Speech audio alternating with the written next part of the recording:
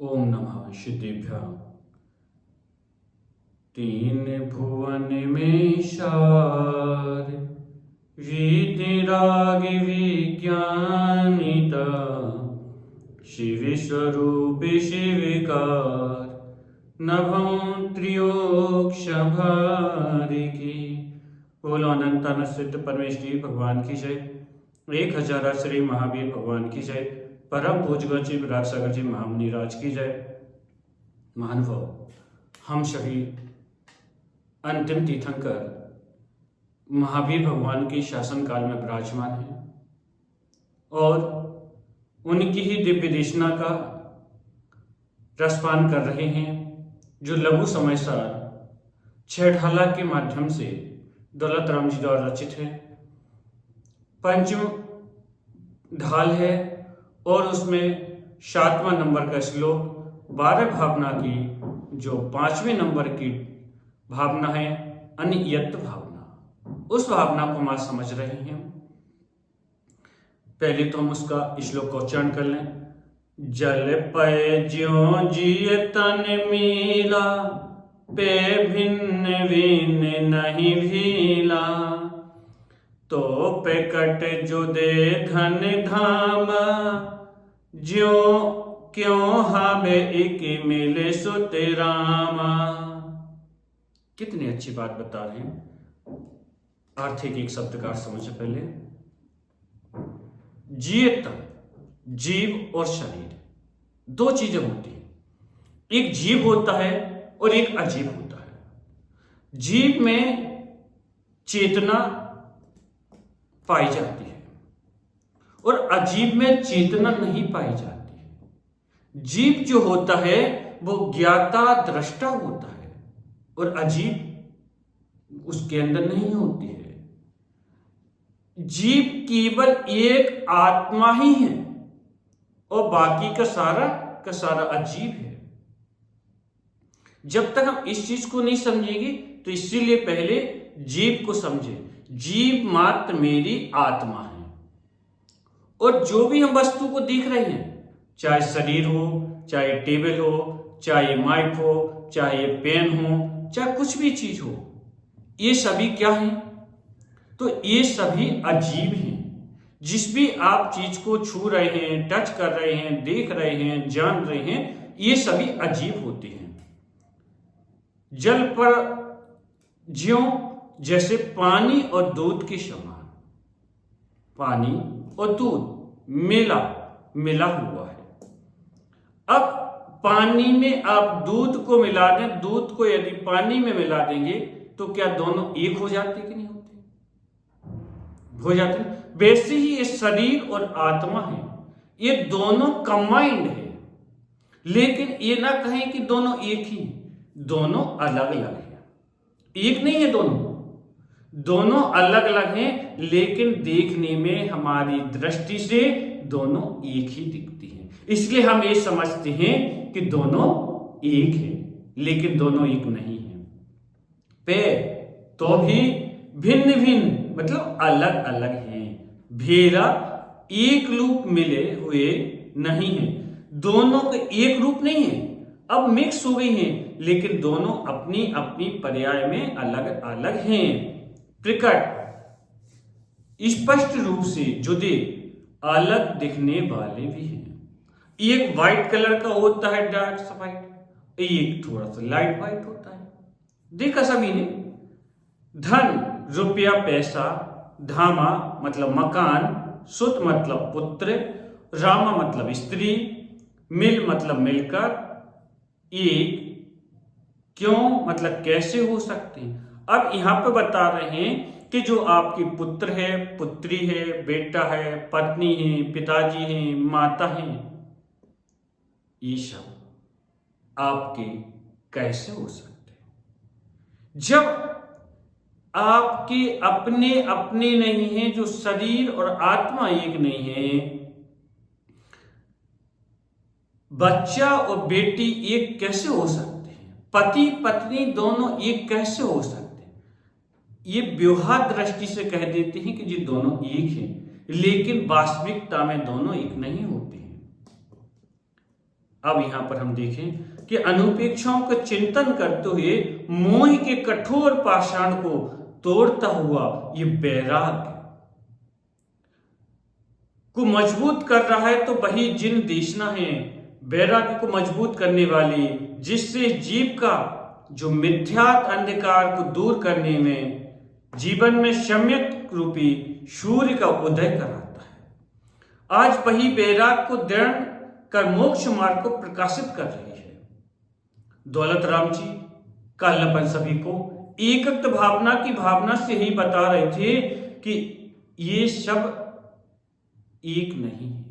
ये सब कहां तक के आपके साथी हैं जिनको आप एक मान बैठे हो, आज अनियत, कल वो आपसे लगते आपसे, अब अनियत, ये सब आपसे भिन्न है, अन्य है। कि शुभ अशुभ जो भी फल आपने कर्म किए हैं वो आपको ही भोगना है। पिता पुत्र कोई भी आपका साथ नहीं देता है। जैसे आपने चोरी करी, अब आप सोच रहे हैं कि मैं उस चोरी से सब घर परिवार को पालता हूं, तो क्या मेरे सब चोरी में सब साथ देंगे? तो पूछ लेना, कोई भी साथ देने वाला नहीं होगा। ना बेटी, ना पत्नी, ना बेटा, आपका कोई भी आपका साथ देने वाला नहीं है।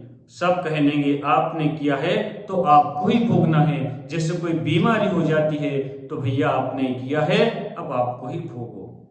एक दूसरे से आत्मा एक दूसरे से भिन्न है, कोई भी किसी का साथ नहीं देता है। ये हमें विचार करना है, क्योंकि आज तक देखें हम कि जितने भी स्व पर के भेद से समझने के लिए यहां बैठे हुए हैं कि अन्य अनंत इसी भाव में भ्रांति से व्यतीत निकल गए हैं। हमने अभी तक दोनों को एक ही मानते रहे, इसलिए ये संसार का अभी तक हमारा परिभ्रमण चलता रहा। यदि आचार्य कहते हैं कि यदि आपने एक बार आज तक जीव को सिद्ध हुए हैं, जितने भी हुए हैं, विश्व और पर के भेद ज्ञान से हुए हैं। जब तक आपको भेद ज्ञान नहीं होगा, जब तक आपका कल्याण नहीं होने वाला है। इसलिए भेद ज्ञान का जरूर करें, क्योंकि भेद ज्ञान के बिना आपका जब तक इस संसार है, जब तक आप परिभ्रमण करेंगे, कर्म बंध को प्राप्त करते रहेंगे, भेद ज्ञान करेंगे, तो आपके कर्मों का भी अभाव हो जाएगा, बंद हो जाएगा, बंद होना कम हो जाएगा। भेद विज्ञान ते सिद्धा, सिद्धा ये किल की चन, अश्य भाव भवतु ब्राधा, ब्राधा से किल कीचन। स्व और पर के ज्ञान को ही अपने लक्ष्य को प्राप्त कराता है। सारे शरीर मुझसे दूर हैं, सारे शरीरों से मैं भिन्न हूं। अनादि से आज तक मैंने अनंत शरीरों को धारण किया है। 84 लाख योनियों में शरीरों को प्राप्त किया है, पर शरीरों का वियोग होता गया है। विचार करें, उनमें से क्या एक भी शरीर आपके साथ में आया है? नहीं आया ना। आगम में उल्लेख है कि द्रव दो प्रकार की होती है, एक चेतन द्रव और एक अचेतन द्रव। चेतन द्रव भी दो प्रकार की है, एक संसारी और एक मुक्त। जिन्होंने स्व और पर को जान लिया है, अष्ट कर्मों से रहित हो गए हैं, वे होते हैं मुक्त जीव। और जो अभी संसार में हैं वो होते हैं संसारी जीव। तो इस प्रकार से आचार्य भगवान कहते हैं कि शरीर और आत्मा में नीर क्षीर का संबंध है। जैसे हंस पानी को, दूध को पीता है, तो वहां दूध को पी लेता है और पानी के लिए छोड़ देता है। जिस पाषाण में स्वर्ण होता है, दूध से घृत विद्यमान, तिल में तेल विद्यमान, उसी प्रकार शरीर में आत्मा विद्यमान है। लकड़ी में जैसे शक्ति रूप अग्नि को विद्यमान है, ज्ञानी जन में उसी प्रकार आत्मा शरीर को जानते हैं। कि दूध में घी तो है, ये सत्य है। पाषाण में स्वर्ण है, ये सत्य है। तिल में तेल है, ये सत्य है। परंतु दूध में घी अलग नहीं है। अभी जब तक कि उसको दही को ना जमाया जाए, जमाने के बाद जब तक हम उसको तपाएंगे नहीं तब तक वो भिन्न नहीं है। जब तक हम मथनी से ना मथेंगे, उसको घी को नहीं जमाएंगे, पत्थर को हम जो शुद्ध नहीं करेंगे, जब तक उसमें से जो खराब पत्थर है उसको नहीं तराशेंगे, जब तक शुद्ध पाषाण नहीं निकलेगा। वैसे ही हम इस शरीर के माध्यम से जब तक साधना, तप, नियम, त्याग नहीं करेंगे, शरीर को तपाएंगे नहीं, जब तक हमारी आत्माएं शुद्ध नहीं होगी। जैसे सोना होता है, सोना सभी ने देखा होगा, देखा कि सभी पहनते हैं। उस सोना को जब तक कि आप 16 आग, कितनी बार, 16 टाइम्स आप उसको नहीं अग्नि में तपाते हैं, जब तक वो सोना शुद्ध सोना नहीं बनता है। तो वैसे ही ये आत्मा है, जब तक इस आत्मा को आप नहीं तपाएंगे, जब तक ये आत्मा शुद्ध आत्मा नहीं बनती है। तो यहां दौलत राम जी यही कहना चाहते हैं कि ये जीव अकेला आया था, ज्ञान स्वभावी है, अरूपी है, भगवती आत्मा, बाहरी आत्मा, परमाणु में हमारा विद्वान नहीं है। ये परमाणु भी हमारा नहीं है। हमने इन सब के लिए क्या किया है कि मोह के वशीभूत होकर, मोह के वशीभूत होकर ही, यहाँ पे मंगत राय भी यही कहते हैं, मोहे रूप में गिरते श्रेणा जग में मीठा जल चमकी, मृग चेतन नप भिन्न में उठी दौड़ी थकी थकी की, जल नहीं पावे प्राणी गमावे पटकी भटकी मरिता, वस्तु पराई मानी अपनी भेद नहीं करिता, तू चेतन अरुधि अचेतन, तू यह जड़ तू ज्ञानी, मिले अनादियतनिति बिचिन जो अरुबानी, रूप तुम्हारा शबि शून्यारा भी ज्ञान करिना, जोरों परोस थकी न तोर उद्धम सो चलना।